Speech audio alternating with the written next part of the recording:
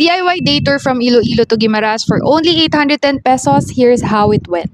Sumakay muna kami sa Parola Wharf going to Hordan Port sa Guimaras, and that's 10 to 15 minutes boat ride lang, and ang pamasahe is 30 pesos.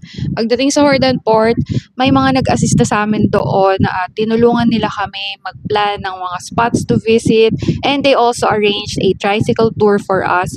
Since dalawa lang naman kami, tricycle na yung pinili namin, pero may iba pang options. 1,500 for the whole tour yung tricycle. Spots we visited: Smallest Plaza, San Lorenzo Wind Farm. Kumain din kami sa The Pit Stop para matikman yung mango pizza. And then nag-visit sa Mango Plantation. Nag-beach sa Alibuhod Beach.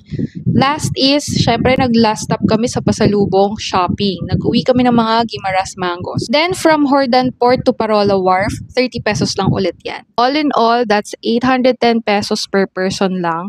By the way, ang hotel namin sa Iloilo trip na to is Goldberry Light Hotel, at kung gusto nyo makasave sa mga bookings and travel essentials and also sa mga hotels, use my codes for discounts. Sabi mo here. Bye!